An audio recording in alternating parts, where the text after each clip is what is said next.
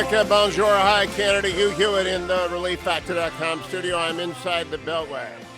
Saddened by the passing of Justice Ruth Bader Ginsburg, as I wrote in the Washington Post on Saturday. Long ago, in 1983, I arrived in the city to clerk for Judge Roger Robb on the D.C. Circuit, fresh out of Michigan Law School. And that's what ambitious young law clerks do, is they find a judge, and Judge Robb asked me to be his clerk, along with my buddy Terry Ross, and we went to the chambers in early June to begin our work. We graduated in June, show up in June, and Judge Robb had a stroke, so there was no judge. So he sat there twiddling our thumbs in the chamber. The old clerks had left. It's a one-year job. And I don't quite remember how it happened, but 5 of the judges got together to adopt us. Judge Robert Bork, Judge Antonin Scalia, Judge Ruth Bader Ginsburg, Judge Spotswood Robinson, and occasionally Judge Skelly Wright, mostly the first 4. And the first 4, Skelly Wright did it once, gave us cases to work on, took us to arguments, allowed us to do the bench brief, allowed us to help with the opinion. Until late in the summer, Judge George McKinnon returned, who was Roger Robb's best friend.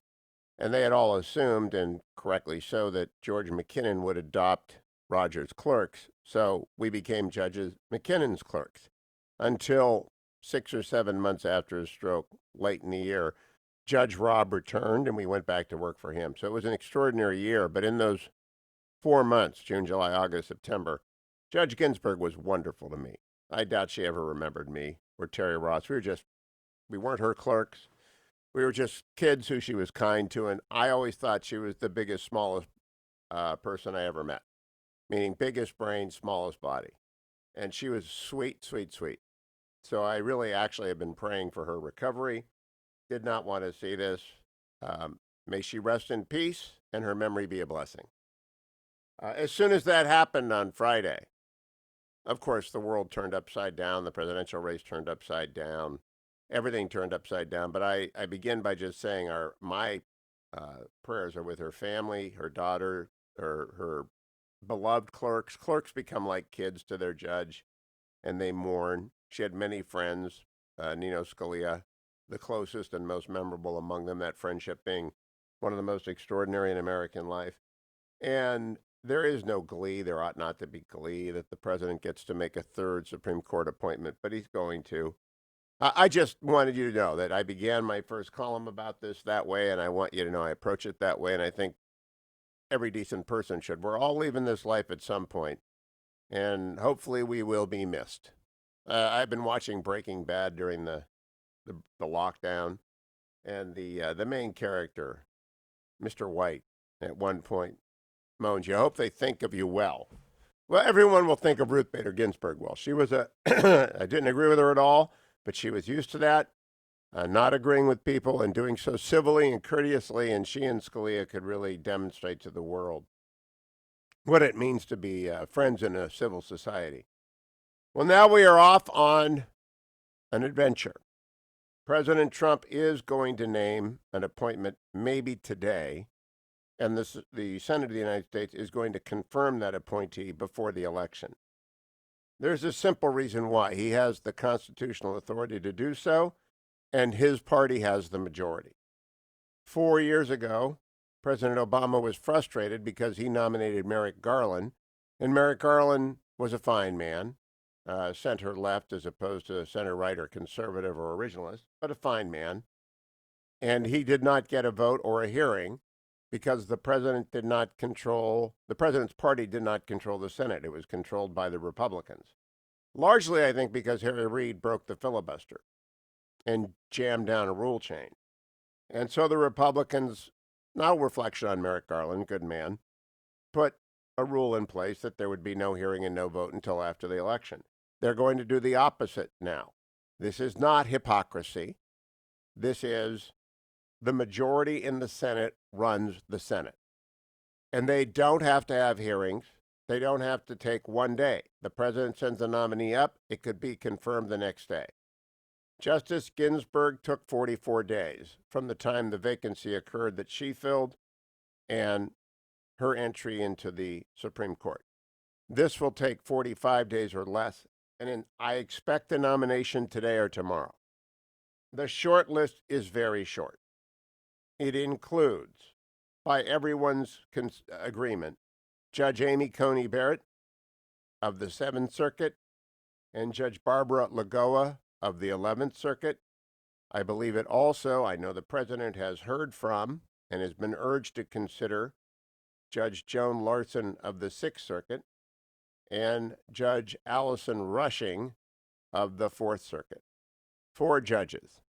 There are a few men being mentioned, but it's not going to be a man. He said he's going to appoint I think it's one of those 4. There was originally some talk of Allison Eden, Colorado, but that's fallen by the way. It's down to 4. Some people say it's down to 2, Judge Amy Coney Barrett and Judge Lagoa. But I know as late as last night, the president was talking about Joan Larson. And so who knows what he's going to do. All 4 of them are eminently qualified. Eminently qualified. And I'm not making this up. They are all terrific judges. They bring different strength. Amy Coney Barrett is the scholar. She has been at the University of Notre Dame for all of her career after clerking for Justice Scalia, except for the time that she's been on the 7th Circuit. Judge Lagoa was on the Florida Supreme Court for a year, and before that spent 14 years as an appeals court judge in Florida. She's a wonderful, charismatic lady, the daughter of exiles from Castro's communist hell, inspiring and bilingual. Judge Joan Larson, another Scalia clerk, is just vibrant, exciting. She'll win the TV war. She would be terrific on television. She's another Scalia clerk. Her colleagues love her. She's beloved by everybody and brings a state Supreme Court clerk experience, a state Supreme Court experience as well. And then Judge Rushing is just 38 years old. So you're talking about 50 years on the court if she lives as long as Ruth Bader Ginsburg.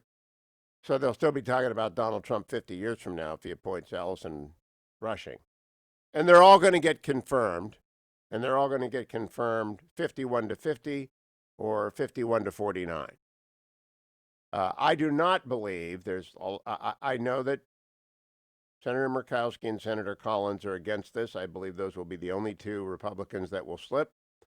I believe they will have hearings, and Lindsey Graham will not allow them to descend into the spectacle of Brett Kavanaugh. I think his chairmanship will be different. I believe he will drive this forward quickly, and I believe it will be done. Because if it isn't done, I believe the party will suffer greatly, and Republicans across the United States will be defeated.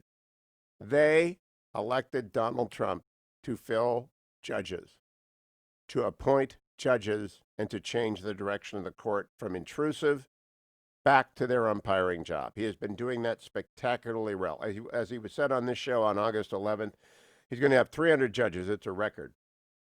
They have a story over on the Washington Post this morning trying to make it a scoop that he told Bob Woodward that.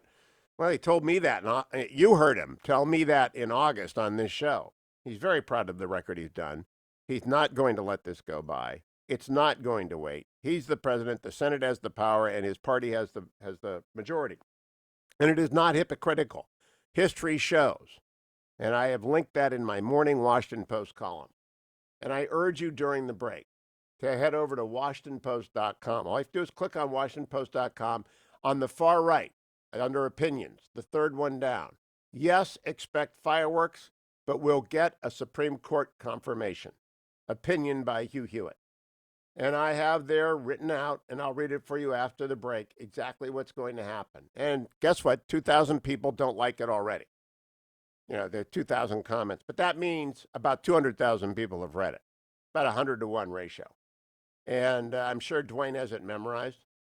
And this is what's going to happen. We're going to have crazy Democrats saying crazy things like Nancy Pelosi yesterday. I mean, just crazy stuff. And Eric Holder, I was on the Reverend Al Sharpton show. That's posted at HughHewitt.com on Saturday night. He's for packing the Supreme Court. Nutty stuff. But the Republicans keep their head about them and move forward, confirm whoever it is that the president nominates, and all will be well, and he'll win re-election. More when I come back on this Monday morning edition of the Hugh Hewitt Show.